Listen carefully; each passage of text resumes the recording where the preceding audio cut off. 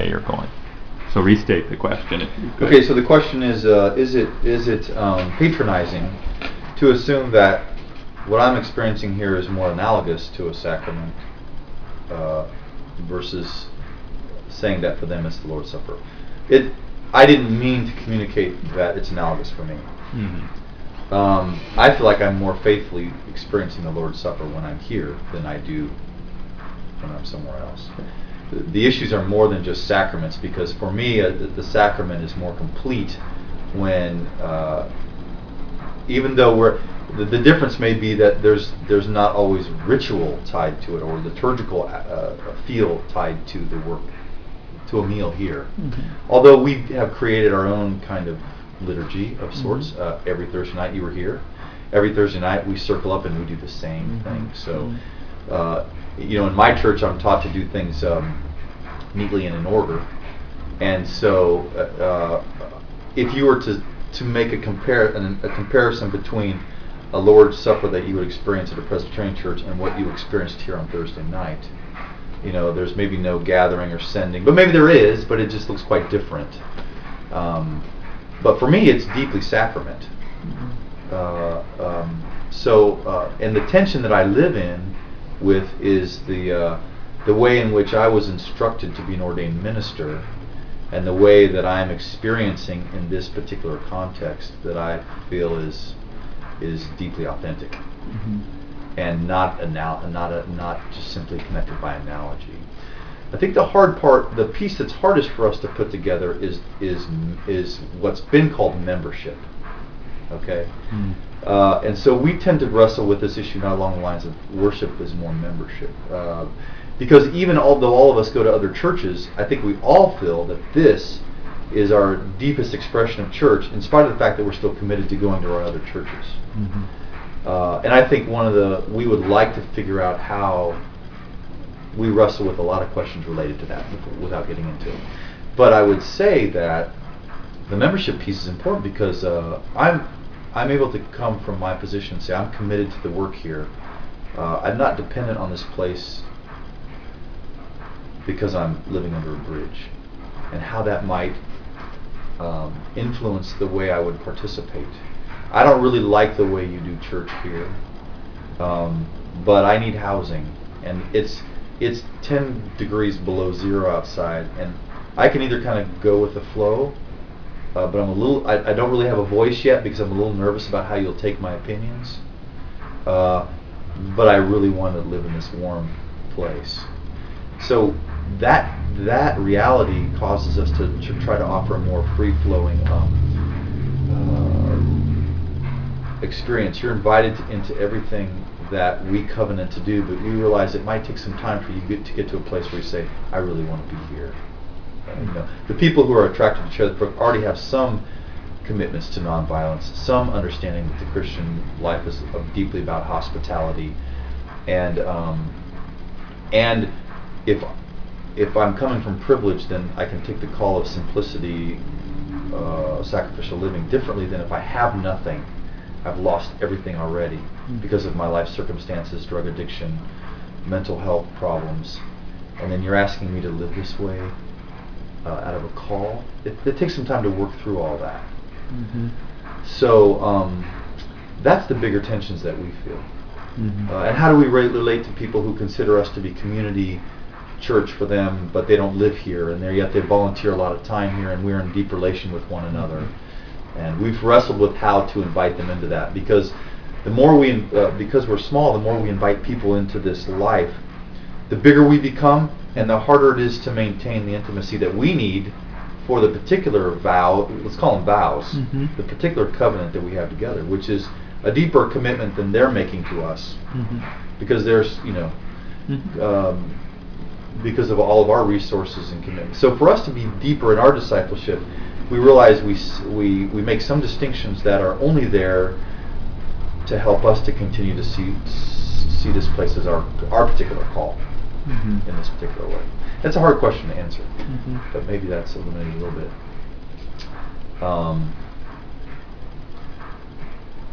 I think we all go back to our churches deeply unsettled about being there, but we're all in those different spaces for different reasons.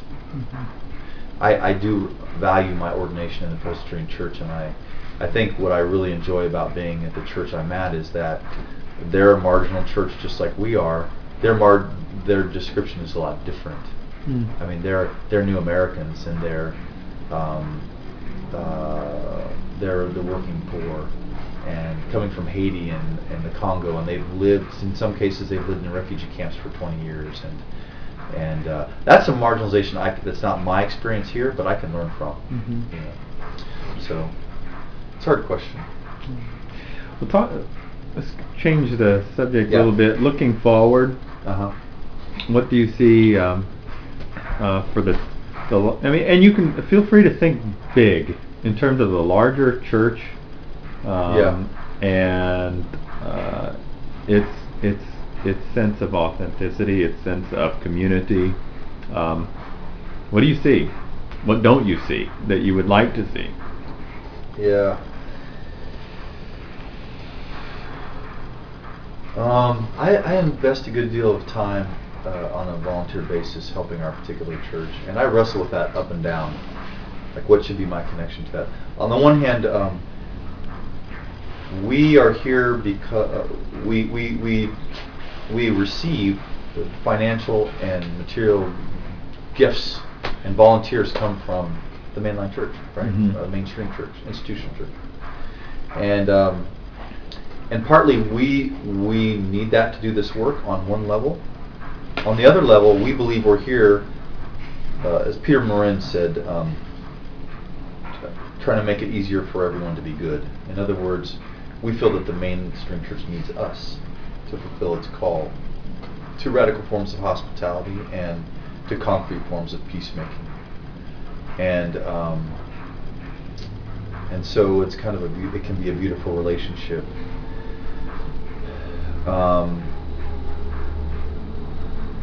I wrestle with the future of my own church mostly because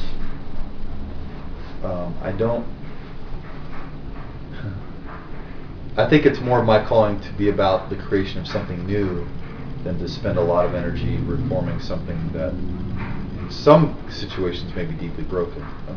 I don't want to make that a generalization, because I think every congregation, denominations have their own dynamics and congregations have their own.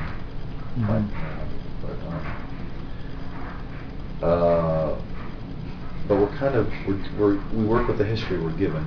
So I think there's a value in someone working through a congregational model, and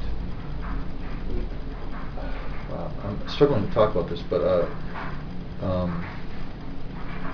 so some of the hopes that I have for us is I really want to continue to understand intentional Christian living more deeply, and to really, if God so allows, to give ourselves over to it. We talk a lot about there are communities that have made it through several generations. What did that take to make it to the next generation? So we don't really know. So we hope this year to spend some time, and this is a long-term thing for us. A lot of Catholic workers don't want to think about that too much. But what we want to go visit communities and see what their stories are like, how it is that they made it from one to the next. Those communities don't tend to be Catholic workers; they tend to be more like Mennonite communities that have that kind of history.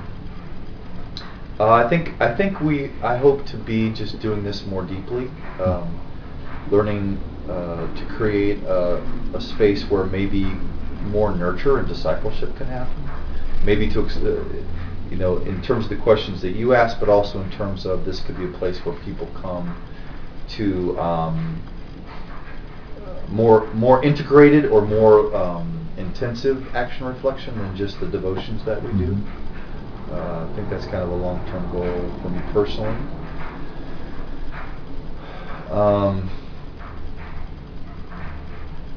We have questions of family and age that we're interested in about, like how do people grow old in a life like this? We wrestle with questions of worship. What kind of worship? How do we nurture a sense of worship in these spaces in a way that's different than pulling people from different churches to this church. If that makes sense.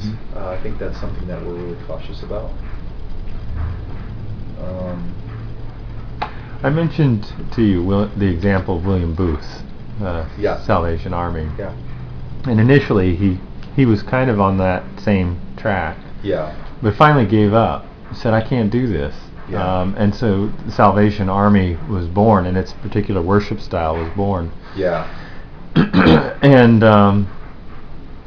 you know, do you ever see that happening, or is that something you don't want to give up on yet?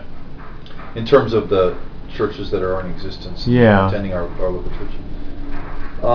Because what you're reflecting is something I've heard in Iona community, Taizé community. They really try to send out and influence the church long term. Yeah. By being a community within a community. Yeah. And I still think that I have stuff to learn from those churches that I go to. I mean, that, or maybe those things are already in place because they've had generations of exploring, like nurturing children, you know, pastoral care, and these kinds of things. I think what I've seen in this neighborhood is that the remaining churches that at least our mainline churches here, in most cases, they mostly represent people who have left the neighborhood but have a deep emotional attachment to the space or the church. And then the other churches that have succeeded have really become poor churches that have these old, beautiful facilities that they can't maintain because they've become a poor church, not a church of. For me, the more ideal would be, like you said, an integration, right? So what holds up Salvation Army is this broader structure that can pull in resources through their hospitality work that then allows a space for worship to happen, which I think is fine.